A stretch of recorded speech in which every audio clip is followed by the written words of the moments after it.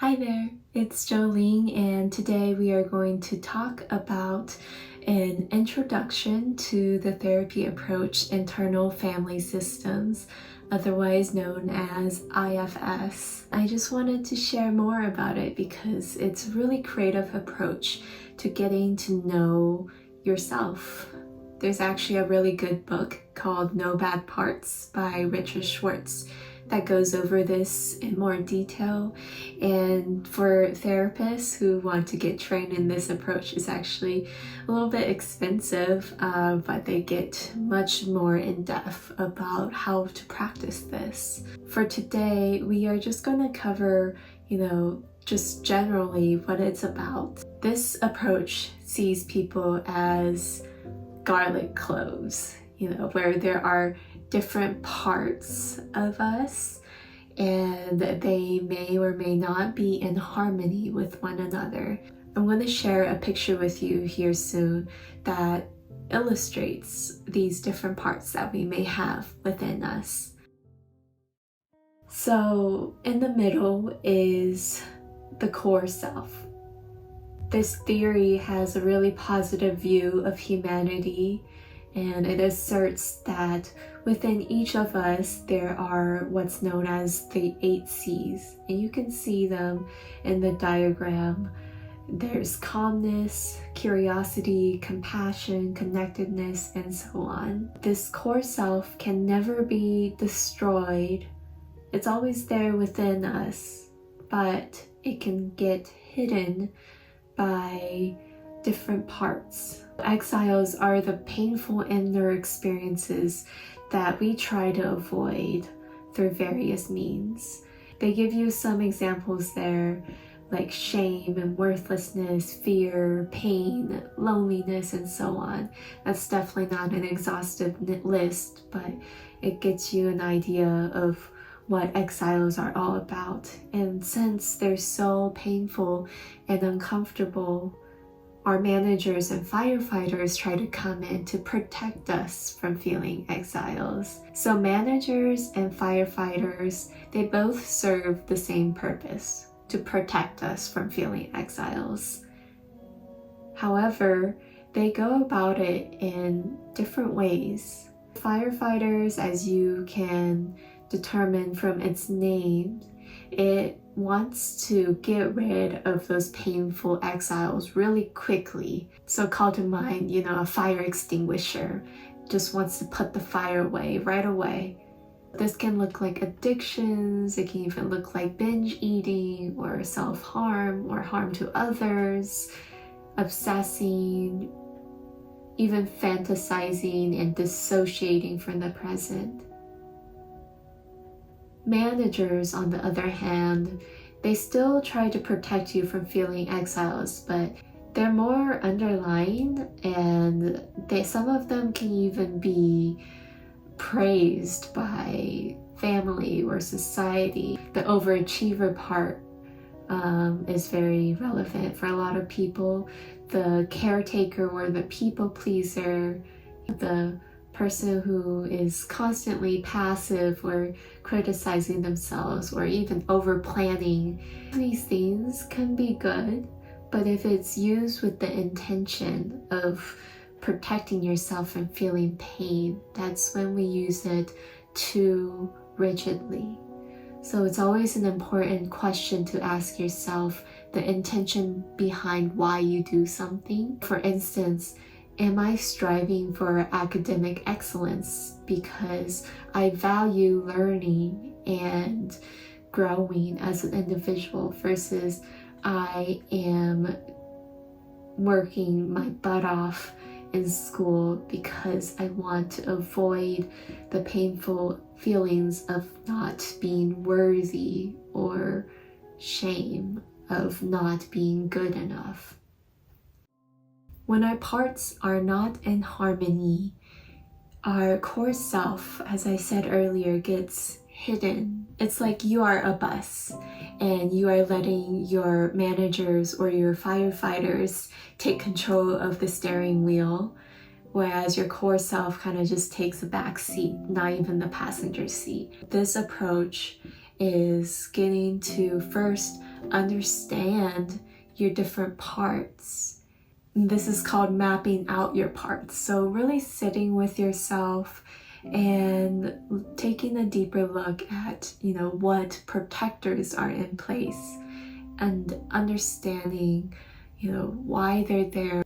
And you ask yourself, what do I feel towards these protectors? Sometimes they aren't open to being explored, and that's okay. You can revisit it another day. But if you feel open and curious about these parts, that's when you can slowly start opening yourself up to understanding them. To help you have a conversation with this part, you may even visualize what this part looks like. And I encourage you to get really creative with it. What does it look like? What color is it? What does it sound like? What does it wear? What does it feel like even? And just visualize, characterize, personify this part so that you see it as a part of you and not the whole of you. And when we externalize that part by having a dialogue with that part and visualizing it, then we can better understand it. If you've ever seen the Disney movie Inside Out, it's a really good depiction of what it looks like to externalize our inner thoughts and feelings into a character. And yeah, I highly recommend that movie if you haven't seen it before. You can understand them by asking them various questions. How old is this part? It helps you understand that these parts were created in response to something usually painful, and we needed it at the time to cope with that pain, but maybe they're no longer serving us right now.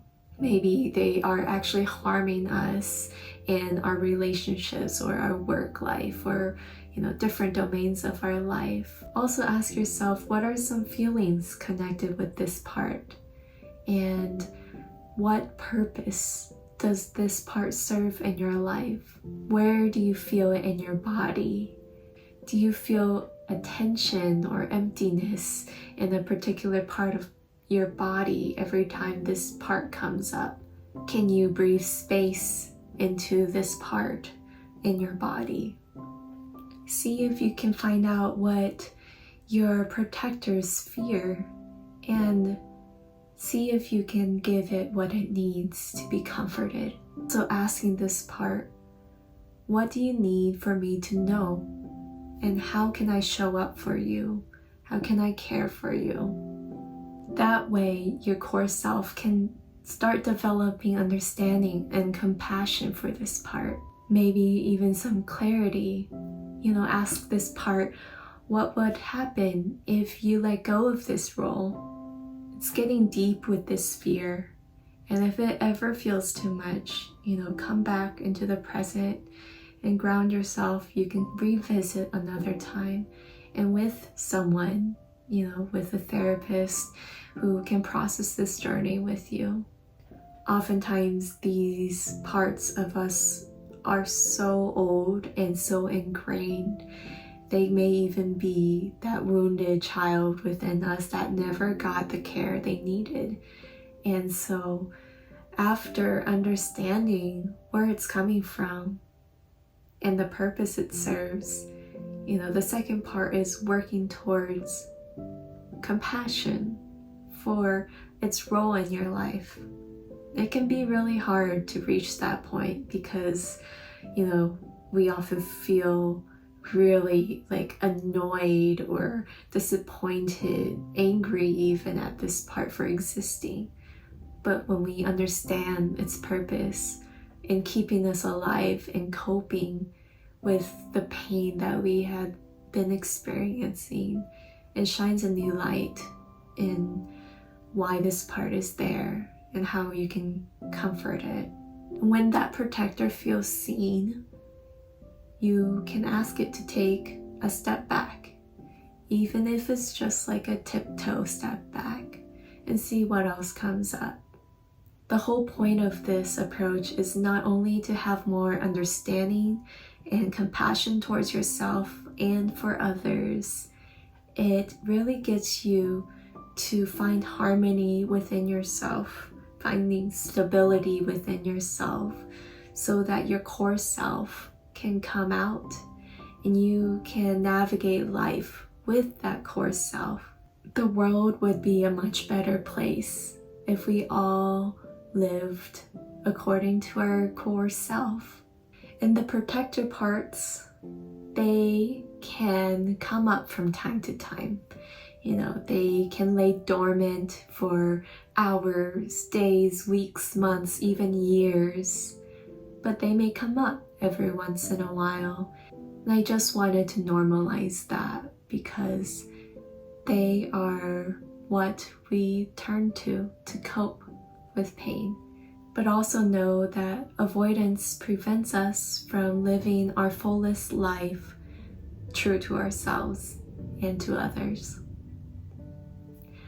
I hope you found this helpful in introducing you to this approach to therapy, and I wish you well in better understanding yourself and seeking the help if you need it.